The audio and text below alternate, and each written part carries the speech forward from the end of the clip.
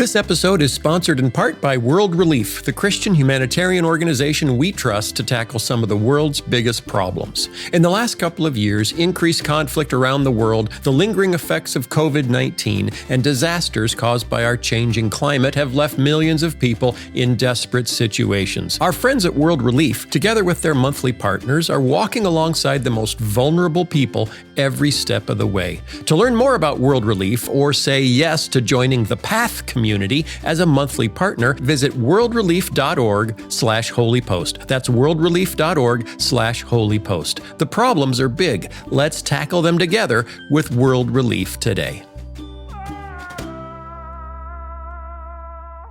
Welcome to the Holy Post. On today's show, Phil talks to our friend Esau McCaulley about what we keep getting wrong about Martin Luther King Jr.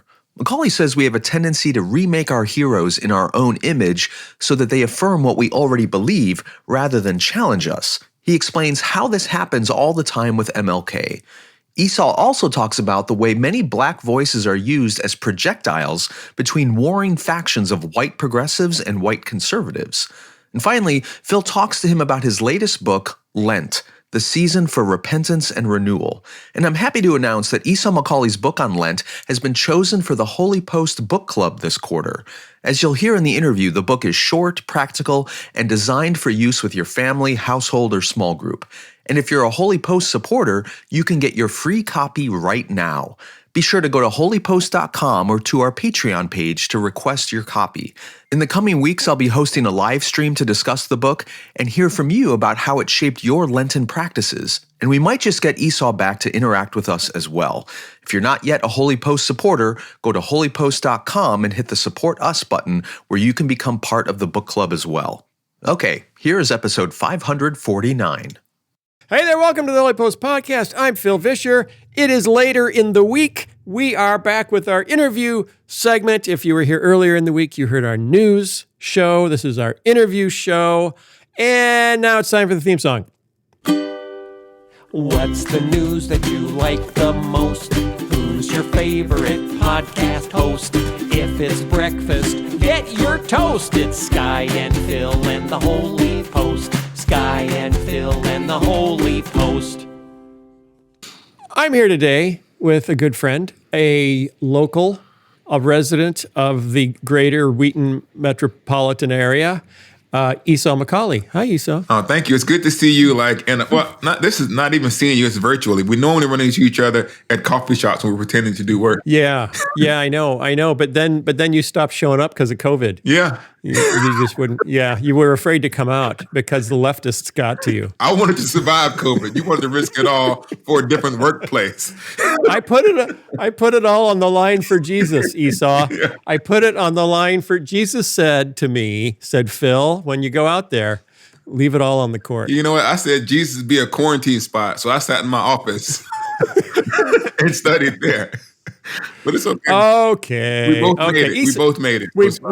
We both came through. Esau McCaulley is an associate professor of New Testament at Wheaton College and theologian in residence at Progressive Baptist Church, historically black congregation in Chicago. I have to ask you about that because I don't even know what a theologian in residence does. He's also a contributing opinion writer for the New York Times and has written for places like The Atlantic, The Washington Post, and Christianity Today. Welcome to the show. We should have canned applause. This would be great right now. Welcome to the show, Esau McCaulley. I like it when you produce stuff in real time and saying, had I thought about this in advance, I would have some stuff, but I didn't. Our audience enjoys spontaneity. Okay.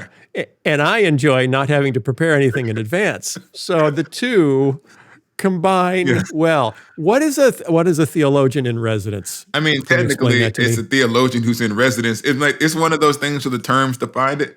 So I hang out at Progressive Baptist Church, and anytime the pastor needs anything from me, he calls me and I answer his questions. So I do stuff like every now and then I'll do like an adult education class.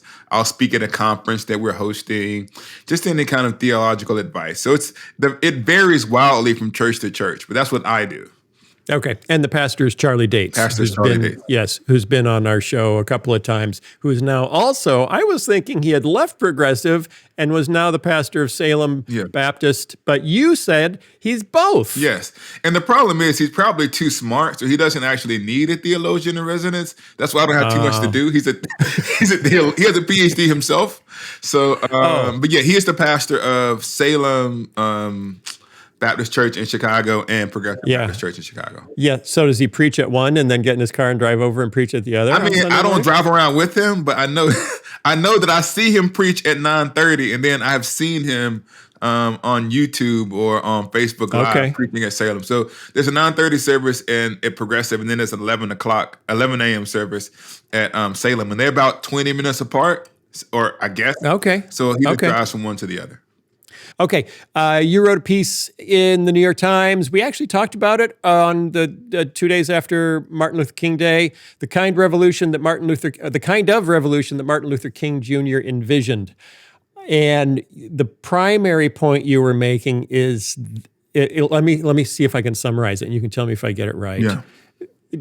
Just our tendency to de-emphasize his calls for economic justice and justice for the poor, and focus on what he really just wanted is for everyone to be treated the same. Yeah, so I think that it's like once I in my more polemical ways, I used to call it the annual reassassination of Martin Luther King, but that might have been a little bit too spicy, seriously, because it's his actual death. What I meant is like the not the assassination of the person, but his message. And one of the best things that we can do for our heroes and the people who we admire is to respect them enough to tell the truth about who they were and what they believed, and not make them into another vision of ourselves. And so in the latter portions of King's life and ministry, he took a lot of stances that made him unpopular with the wider culture. One of them was to say, which is something he said at the beginning, but it becomes more clear as his life goes on, that racism isn't just ideas, right? Like his goal wasn't just to say, we want everybody to think the right things about race, but racism left an economic footprint. That the establishment of justice is not the removal of ideas, but actually to deal with the economic footprint and the legacy left by racism.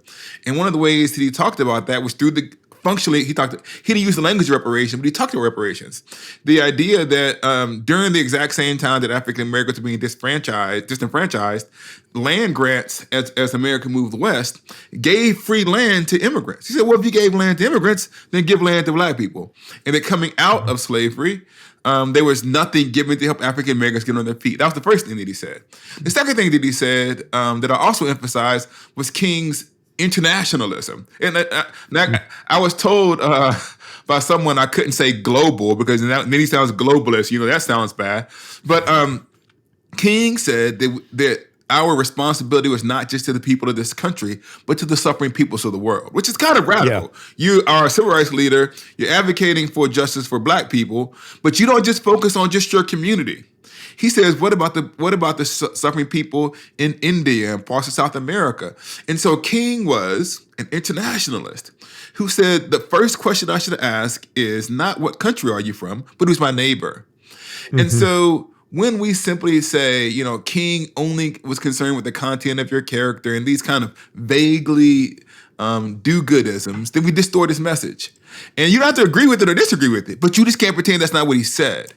And so it's the selective appropriation of King such that he supports things and policies that he never would have supported.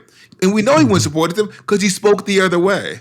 And so I was just trying to give people a picture of the King who is often ignored in the popular culture. Right. I don't know if you're familiar with Ben Shapiro, who's founder of the Daily Wire. Yeah. But I was wondering if he inspired your column or if your column inspired him. Yeah. Because he tweeted a fairly long tweet that, this is the day of the year where you'll hear from the left that Martin Luther King wanted reparations and he wanted economic justice and he wanted all that stuff. And he said, I'm just here to remind us that that is not the dream we celebrate him for. You know something that's amazing? The actual I have a dream speech makes the same point. Nobody's actually read it. He says we came in the I Have a Dream speech. Yeah. He says we came to DC to cash a check. That's what he says. And he says these are the things promised to African Americans. They came back insufficient funds. As a matter of fact, if anyone knows anything about the history of that speech, is the I Have a Dream speech, as it is known, is actually an improvisation that was suggested by Mahalia Jackson. So he's in the middle of giving his sermon. He's talking about the economics of injustice and how America needs to give the African Americans the things that they deserve. And then there's an audio. And I think it's Mahalia Jackson who says, "King, tell them about your dream." And he had been using the I Have a Dream language consistently in other speeches, and he kind of brings that in. And so even the I Have a Dream speech, if you read the first half of it, isn't simply this vague sense of equality. It's about the things that are owed to African Americans. And so when I talk about the intentional distortion of his message, it goes even to the fact of the I Have a Dream speech itself. And so even the letter to the Birmingham jail, all of these things talk about the ways in which justice needs to find a home in policy. And so I would suggest, and I heard about this, that actually in the Ben Shapiro show, that I think he yells at me about something. So he did read your piece. I was wondering. Yeah, I mean, I don't think I inspired the tweet, but I know it's mentioned in his show. But shockingly, I just don't listen to the Ben Shapiro show, and nobody. I mean, so like I couldn't tell you. Once again, didn't hear it. Don't know what he says. I don't. Right. Shockingly, I also don't follow Ben Shapiro on Twitter. We tend to have different spaces, so I don't know what he said. Okay. So do you think it's okay to just say, I want to celebrate Dr. King, but not for the things that he said? Or believed, just for the idea that he represents that everyone should be treated the same? I mean, I think that I want to say something. I won't use Jesus because people say that's too low-hanging fruit. Okay, not Jesus. We'll just do Moses. Someone said, what? Like, I really like Moses, but I'm not a big fan of the Exodus bit. So let's just leave that out and talk about what he did beforehand, right? In other words, part of what it means to remember Moses is to remember what Moses actually did. Or when Jesus himself talked about the Spirit of the Lord is upon me because he's anointed me to preach good news to the poor. Yeah. Like when you start saying, I'm going to take out the parts of the person that I do not like, then present another version of that person for public consumption, it's not the person that you are actually a fan of, it's yourself, right? Ooh. When you edit someone to fit your dispositions and present them to the public, you're actually worshiping or admiring a version of yourself. One of the things I say to my students all of the time, if Jesus never disagrees with you, if Jesus says your politics, your dispositions, and all of your way of doing life, you're either perfectly sanctified or you've created an idol. So Jesus has to have the ability to sometimes jump out at you and redirect you towards what he would have you be. And so that means there needs to be some separation between you and God so he can speak to you. Now, by analogy, Martin Luther King is not Jesus. I'm not saying that at all. What I am saying is Martin Luther King is different from me. Right? And it's precisely those differences, those things here telling me that I didn't already know, that challenges me. And so I allow for there to be distance between me and my heroes. But there's a tendency, especially as Black Christians or Black Christian leaders, after we die or after we no longer have control over our message, it's distorted and shrunk down for public consumption. And it is most common with Martin Luther King. But the same thing happens with Frederick Douglass and other Black people throughout history. We just turned, I think Cornel West called it the Santa Clausification of MLK. He just turned into this bubbly figure. Yeah. Well, that's a little more comfortable. It's a little more cuddly. Yeah.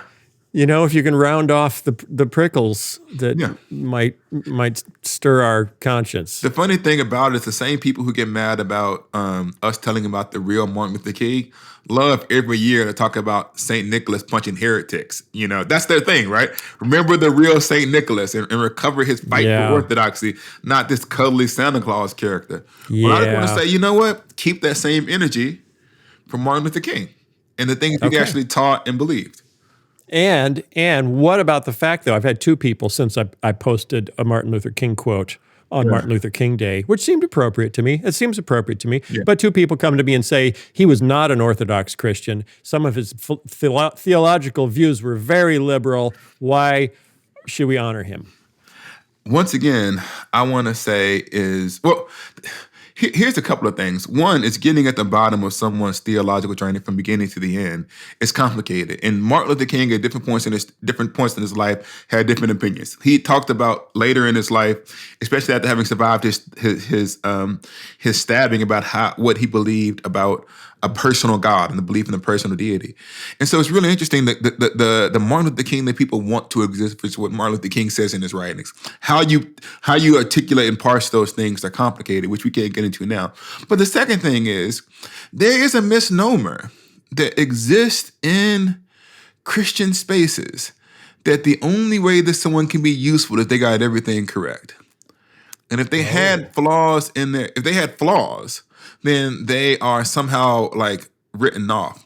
But I want to say that that's once again a standard that is mostly reserved for Black people and not necessarily Black Christian leaders who talk about justice, not other people. Because the same people who will say those kinds of things about MLK will set aside the anthropological heresy that ran through the entire antebellum period amongst most Christian theologians at the time.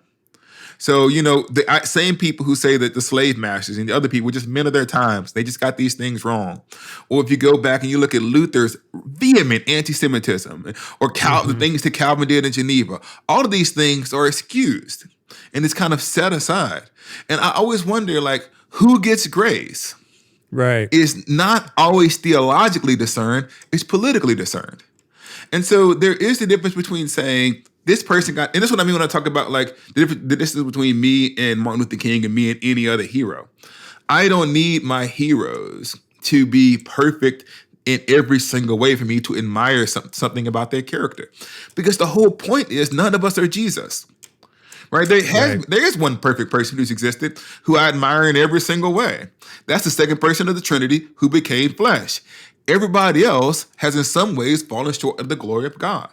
And so I want to suggest that sometimes these things are masks. Because here's the question. Let's say Martin Luther King had the perfect theology in every single way. Will people then say, yeah, now I'm going to do reparations? No. In other words, that's a distraction from the issue. And so I want to suggest that sometimes those kinds of statements are functions of distraction. And don't even get me talking about, oh my goodness, the people who are now put forward as leaders of thought because they opposed the right things politically when they don't even claim to be Christians.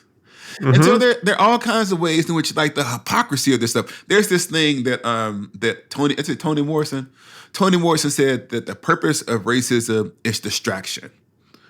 They say that you can't do history, so you go and you find your history. They say that you aren't intelligent because of the shape of your skull, so you go and you defeat the science. They say that you can't do art, so you go and do beautiful poetry. But she said there's always going to be something else. And you can keep chasing these things down and spend all of your life answering these misconceptions. But the truth of the matter is there's always going to be something else. There's always going to be another reason why we can't have justice now. And for the most part, maybe this is the reason why I don't even engage that stuff and I don't listen to that material. I just said, I am tired of being distracted and trying to convince people who have no desire to love us well that the people who I admire are worth listening to, or that it even matters what they say. In other words, I don't have to convince determined cynics for me to be convinced about God's value of the disinherited peoples of the world.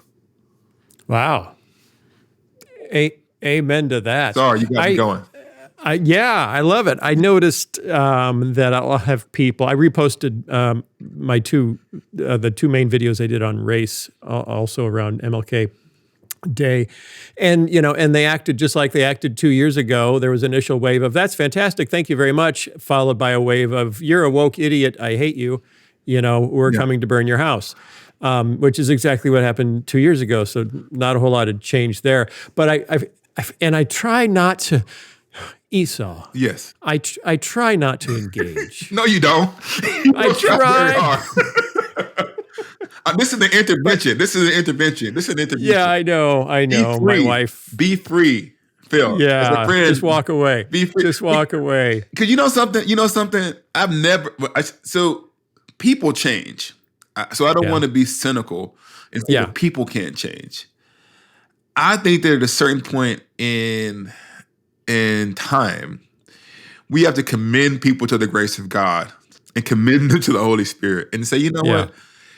The question that you're asking and the criticism, I've seen this stuff about your video, they've been asked and answered by Black people for hundreds of years. Like, this stuff isn't new, right? And so when you get to the point where there are intellectually unserious questions, right? Intellectually unserious. Then what am I doing by engaging it? I'll just use one example. Just one example. We could do 100 of them. African American Christians started talking about structural racism or systemic racism. And people started writing whole books and essays and articles talking about the Frankfurt School in Germany and CRT and wokeness and all of this other stuff. On the assumption, Phil, that the only way that a Black person could learn about structural injustice was from a white German, not the actual systematic enslavement of Black people that was included in law and custom, and then was put into Jim Crow. The idea that no Black person looked around and said, you know what? Slavery seems like a structure in society rooted in race. Then there's Jim Crow. The idea. So in other words, when you come to me and say, I got the idea of systemic injustice from Germany, not from the experience of slavery and reflecting upon it as a Christian, that's not a serious question, right? That's not a serious question. And no serious intellectual actually believes that stuff. And so that's what I mean when I say at that point, I'm saving my energy. I get that. And that's probably a good idea. And I should learn from you. I should learn from your example. So I don't know if you saw this. The Conservative Baptist Network put out their paper on the liberal drift of the SBC. You know, liberal, we're danger, liberal drift. Yeah. CRT obviously was a big point. You know, CRT, people are talking about CRT. But then they did something interesting. They singled out Tony Evans and said, we really like Tony Evans. We really respect Tony Evans. Tony Evans, and if you're not familiar with Tony Evans, he's a longtime African-American pastor. He's 75. He's pretty old. He's been around a long time, still preaching. He came up with, apparently proposed kind of an alternative to CRT. It's like, here's another way to look for systemic racism in society that isn't CRT, I promise. This is not CRT. So can we talk about this? You know, and he went on TBN and talked about it. So he was going into some places that you would not, and advocating for, you know, an open view towards the possibility of systemic racism. Yeah. And this was listed as one of the concerns about the liberal drift of the SBC because do you want to know why, Esau? You're really going to love this. Okay, I'm going to learn. Okay, because Tony Evans is old enough to remember Jim Crow, his point of view on racism is probably influenced by his own experiences. Oh. Man, can I tell you something? Can I tell you something? Oh, boy. That's a good one. Can I tell you something? Yeah. There is an endless, I learned this, and maybe this is just like serious. I learned this a long time ago.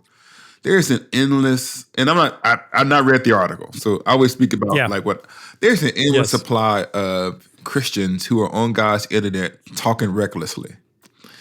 And there's always some Christian somewhere who is saying something that is really, really annoying. And I feel like we can play a game of whack-a-mole, which is you like find the crazy, silly thing that someone says and beat it down.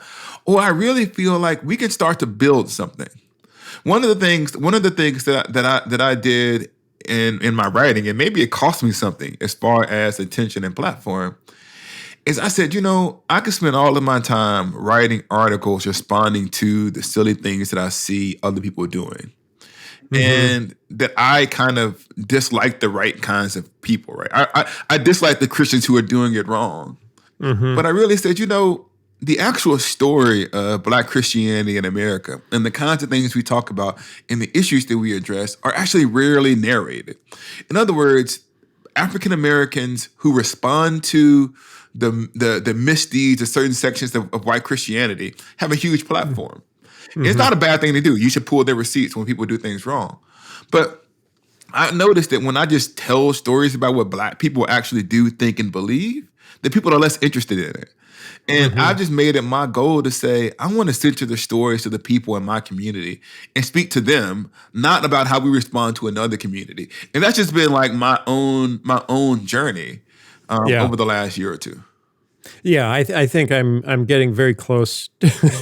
Still not there yet, but getting close to the point of saying I am definitely spending too much time in response. And so the other thing is, I think that for me personally, this is true. Some of this stuff is traumatizing to me. In other words, I'm not engaging in just an intellectual debate about an issue. I'm dealing with things that affect the actual lives of Black and brown people in America. Yeah. And so I've noticed that I know that a lot of Christians, a lot of Black Christians, have spent a lot of time in therapy and have had spiritual crises precisely because of the toxicity of engaging with people who don't value them. And that leads to their lack of trust in God, a lack of trust of God in His Word. And you can get so caught up in opposing someone that anything that they like, you don't like, including God, right? In other words, they claim to believe the Bible, they claim to love Jesus. Well, I'm not sure about this Jesus and this Bible. I said, you know what? Right. Let me get away from all of that before I find myself trapped in bitterness. And that's just how I have focused on navigating. Now, the other thing is, I'm not saying that nobody should do it. I'm not saying that, because somebody needs to challenge some of those bad ideas. But I think you have to kind of figure out what's sustainable and what's manageable. And for me, checking out of that stuff, because what it is, it's like a TV show, right? Twitter and it's like a TV show, and you're pegged into a certain role. So like me and you, we're the woke, right? And then they're the bad guys. And we just fight this. It's like this never-ending cycle of drama. And so I just felt like, you know what? I don't want to be in this movie. Like, I don't want to be in Scream 15. I did Scream 1 through 10, and now, they killed me off in like Fast and Furious. I died. I fell off a cliff in Fast and Furious 5. I'm not going to be in the rest of the sequels, and I'm off doing indie films over in the corner. I don't know what happened. So you're saying that's what I need to do? I need to go do indie films in the corner. That's what I'm going to do. Me and my iPhone, indie films in the corner for the internet. We get some art house stuff. Me and you make some stuff together. Oh, yeah. Very avant-garde, very French, new age. That could be fantastic. No dialogue. Just black and white. Just black and white. Yeah, because that's you and me. Yeah. Get it? Yeah, I got it. Okay. I see what you're heading. Did you get that? Yeah. Did you get almost? You almost made it. The keys on the piano keyboard. Okay, sorry. That was Ebony and Ivory. We're gonna have to edit this out. That's why I didn't use the real melody. Yeah, Number one, because I can't remember it. Number two, because I don't have a license to sing it. You tweeted something along this line that I grabbed because I thought it was really interesting. You said it was you tweeted a note to young Black Christian activists, pastors, and scholars. You said, I believe it is important to point out the sins of America and her churches, to call out and resist white supremacy and Christian nationalism. But I can tell we also have to find a place to tell our own stories. It is the only way to keep from going crazy. There are usually two platforms available to us, Black voices. Number one, speaking about our trauma. Or number two, being the Black voice that says that none of this is as bad as other Black people say it is. Yes. That's fascinating, because once I speak up as an ally of my African American friends that I've spent a lot of time talking to, and actually take their perspective, the first thing that gets thrown at me, usually, typically from white Christians, are it would be one of 5 Black voices. Yeah. And I don't need to name them. Let's now. not do that. Yes. Yeah, we know who they are, but it's, this Black person says you're wrong. Yeah. When you say that Black people think this. Yeah. And where I get stuck, and you can help me out with this, where I get kind of stuck is because if I say, I try to say that person's view does not reflect the majority of the African American community. Yeah. And now the response that some people have been trained to give is, so you're saying they're not the right kind of Black person for you. So I would say something along the lines of, what I want to say is I try to assume that everyone who comes to their opinion honestly. So I don't want to say that any Black person who disagrees with me is doing it strictly to curry favor. That's why they do it. I can say that the result of their political and cultural and theological decisions is that it gives them a lot of platform in a certain space. Now, it is simply a matter of fact, though, that within any community, you have a mainstream view and a non-mainstream view. Mm-hmm. So say, for example, let's say, for example, you're a Protestant. I don't know how you can be this, but let's just say you're a Protestant who also believes that the Pope is infallible, but you remain a Protestant. So you can then bring up Protestants and here's 15 Protestants who say this is why the Reformation happens, why the Pope is wrong. And there's another Protestant over here who says, I'm a Protestant, but I believe the Pope is infallible. Someone said, well, then, why don't you listen to this opinion? You say, well, I'm not listening to this person because 99 out of 100 Protestants don't agree with him. So I'm not going to start with a outlier view. Mm-hmm, and so when you're talking about the view of the community, so like what do most Christians believe? What do most Protestants believe? What do most Catholics believe? You start at the center of that tradition, and then you go out. Or maybe another one is there are certain Catholics who believe that the current Pope isn't the legitimate Pope, and they're the real Catholics, and there's kind of an empty papacy. You don't start with those people. You start with Catholics. And so when I talk about the religious views of Black Christians, the first place that you go is mainstream Black Christian thought. And there's a consensus. And so it is not wrong to speak about the consensus of a community. You're not inherently saying that this person isn't Black or something like that. You're saying that's not a mainstream idea. We do it all of the time. When we have debates, we have here 3 representative views, and we have those people engaged in conversations. And so I don't think it's about who's the Black voice and who's not the Black voice. The question is, why do certain people hold up as normative a view that 99% of Black people don't hold? Mm-hmm. That's the real question. Mm-hmm. Like, why do you think that these 3 or 4 Black people, and there's not a lot of them, who get it? Because it is impossible in any community to get 100% approval rating. Let me tell you something, Phil. I think 99% of all Christians in the world love VeggieTales. I'm sure like almost everybody does. But I'm sure you can find one dude who doesn't like the tomato, right? I can and I have. But it's rare, right? I can tell you in my entire life of walking these streets, I've not run into a parent who goes, I hate the VeggieTales. Never happens. Now, that means then it's fair to say that VeggieTales are basically popular. Mm-hmm. Right? Mm-hmm. And they bless a lot of people. But does that mean they're true? And maybe, because we don't trust experts, we don't trust the elites, we trust fringe voices, typically that pop up on YouTube, to tell us about science, to tell us about vaccines, to tell us about Black people. Yeah. So we have sort of an inbred mistrust of conventional wisdom from a community, unless it's our own community. Well, I would ask them this: What Black Christian do you believe who disagrees with you? In other words, did you find a Black Christian who simply reaffirmed all of your instincts? In which case, and that's really an interesting, there's a lot of interesting race cards being played in this entire conversation. Mm-hmm. So if you have a really colorblind ideology, why are you using a Black person to argue with a Black person?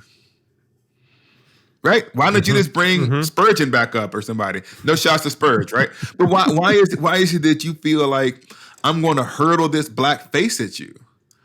Even if it doesn't really matter what one's race is. Because you need a Black person to say the things that you want to say because you believe that we see color. And maybe we think that there's a consensus of the Black Christian experience coming from our experience of racism that most of us agree on. And because of that, we tend to come to similar conclusions about how to bring change. And if you say there's really no need to change and there really is no problem, then there's a platform for you. Or if you say, and this is the other thing that I said, if you say, you know what, because of these things that have been done to us, we have to fundamentally change Christianity, right? That the experience of our trauma made us suggest potentially that Christianity is no longer useful. That you're also useful then to Black progressives who are on a different spiritual journey. In other words, Black people tend to be played. This is the thesis of Reading While Black. Black people tend to be hurtled at one another in a larger white conversation. So white progressives sometimes use Black progressive voices to argue with evangelicals. And then some evangelicals, and then some evangelicals and some white, you see what I mean? It's some. They use, we're often used in this larger fight. And what I was trying to argue in Reading While Black is that we deserve to have our own voices and our own story. Okay, so you're being used as projectiles rather than people. Is that a good way to sum it up? Yes. Okay, so you go on to say to people in the first group, the ones that are speaking about our trauma, speaking about our pain is important, but remember there's more to Black faith than what racists did to us. For the good of your soul, try to balance talking about dark things with light. Be careful about a bitterness of soul that destroys faith. So is that what you've been talking about? Just the weariness that comes from, I get a platform because I talk about how horribly our experience has been and talk about trauma over and over and over again? Yeah, and I think it's hard to talk about the negative experience of Christianity and the hypocrisy of Christians over and over again. And it's like what you use to get people is what usually keeps people. And so they just want more and more of that kind of content. And you can be manipulated even in the context of telling your story. I'm not saying that everyone who's speaking about trauma is doing that. I'm saying it's a possibility you have to be careful of. Yeah. So what... You've spent a lot of time dealing with these issues. You've been in, white spaces where I assume it's been a little wearying. What keeps you engaged with the evangelical world? What keeps you, trying to reach out, whether it's through the New York Times or Christianity Today? What gets you out of bed in the morning to say, hey, let's talk about the faith again? Well, I don't know if I consider myself, maybe this is weird. I teach at an evangelical school, so I can't say I'm not engaged in evangelicalism. Yeah. But I say I am no longer engaged in the process of convincing the people who don't want to be convinced. Okay. So if you invite me to come and speak, you have to kind of have a basic bar or I'm not going to enter the room. So on one level, I've checked out of arguing with one section of evangelicalism. But I've also said, I think it's part of my job in the New York Times and in other places to tell the story of being Black and Christian in America from my perspective. Mm-hmm. And that is something that I actually don't think happens very often. And so that's what gets me going, right? That, for example, like last year I got to tell a story about Watch Night, which is an important tradition on New Year's Eve in the Black community that people don't hear about. So I think that the legacy of Black faith in America is beautiful. It's one of the glories of American Christianity. And I enjoy talking about it. But the other thing I want to say is part of me believes, and maybe I'm a fool for this one, Phil, is that people who claim to believe the same things ought to be able to be in community together. And we claim to love Jesus, and we claim to love his word. And in that word, it speaks about people from every tribe, tongue, and nation worshiping God together. And part of me says, I might not be able to engage with people who are completely antagonistic to this vision, but I don't want to believe in the impossibility of that which Scripture says is true. Yeah. And so I want to say something like the resurrection kind of upsets our plausibility structures. And so if I believe that Christ is risen from the dead, then Jesus has to be more powerful than white supremacy. So white supremacy can't keep us apart forever. And so part of me doesn't give up because I believe that Christ is risen. Okay, that's fantastic. Can I ask you a personal question? Sure. What do you do when you are spent and just tired of the world to remember who Jesus is? Man, I hope that my pastor has a good sermon that Sunday and the choir and the music team can really take us there. Black Is church a big part of that? Church is a big part of it. Like Black church worship, we don't play around. And see, I want people to understand, and I don't want to shade anybody else, like what somebody else is up to. But when we sing sometimes in a Black church, you can tell that they've been through something. We're not reciting lyrics, we're recounting an experience. And so I want to say something like the worship of God in a community that affirms my basic humanity and loves the Lord and His Word is a tremendous help for me. I want to say that it's going to sound boring. I get up in the morning and I pray, and I do morning prayer, and I read His Word. And sometimes I'm reading, and good stuff just happens to me. So today, this might help you. Sorry to get you. You get asked the Bible professor. I'm reading. I'm reading today. We're reading through Kings, and I'm reading about the story of Josiah. Before Josiah, like, people were whack, and after Josiah, people were whack. He had like one little season. Like, Manasseh was messed up, and then his son gets exiled. And I was wondering, like, what's the point of Josiah, right? If it was going to all burn down anyway, why? What good did it do? Like, could he have just said, leave the high places up, we're doomed anyway? But it seems like there's something important about being a faithful witness to God, even when all around you seems dark. And the future generations look back on Josiah and say, see, it's possible. And so for me, that was a tremendous encouragement, because I look around and say, man, if I look back in American history, it doesn't look like we often done a really bad job. And when I look forward as to where we're heading, it seems like we're in a tricky place. So why be faithful now? And I say it matters because we as Christians are always testifying to what's possible, like what we might be if we follow God more truly. And so all I can do, and I'm imperfect, I'm flawed like everybody else, I can do the best that I can with the resources and intelligence that God, whatever God has given me, to be as faithful as I know how to be. And that's all that's all that I can do. I can't, if I look at the church and I build my hope based upon its fidelity to Jesus in any given moment, I might lose my mind. So instead, I say, I'm going to do the best that I can in the community that I'm a part of to be as best a Christian as I can, and let God deal with my testimony what He will. That's good. You made me take you to church. That's what happens. I know, professor. I appreciate it. Your latest book, your award-winning book is Reading While Black, which was like Book of the Year from CT and got all sorts of awards. Your newest book is about Lent. Yes. That's not hot. Lent is not hot. Yeah, I know. I was telling people I'm going through different modes. I had Reading While Black.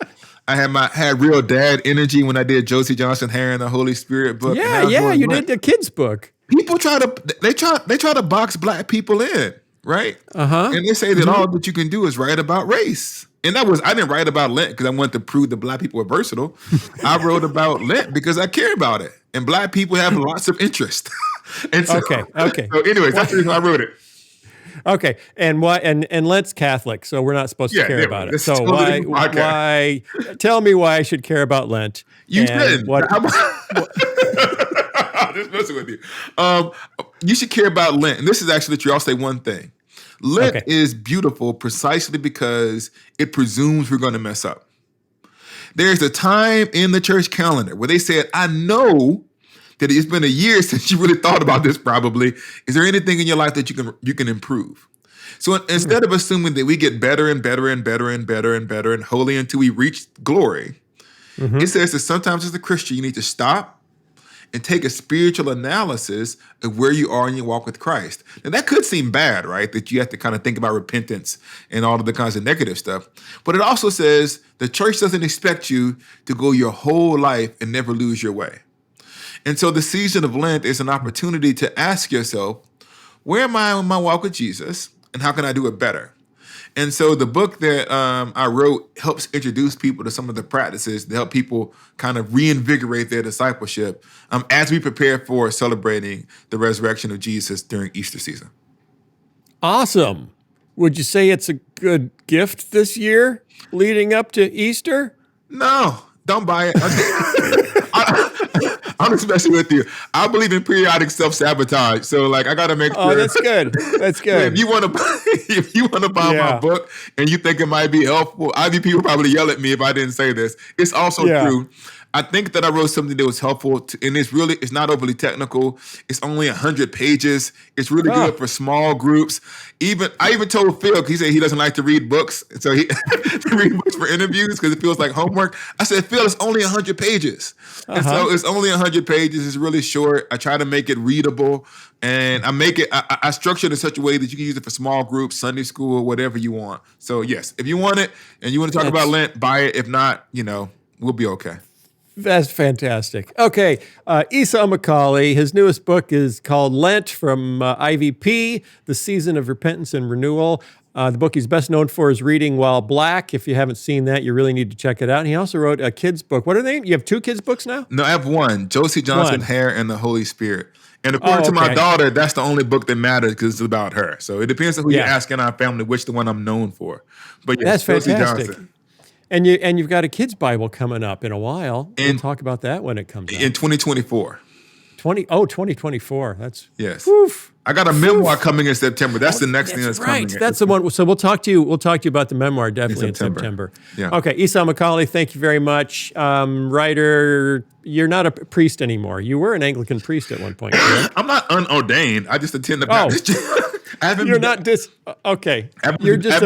been defrocked or anything. Last I told, I haven't gotten an email that says I've been defrocked. But I just attend the Baptist church in Chicago.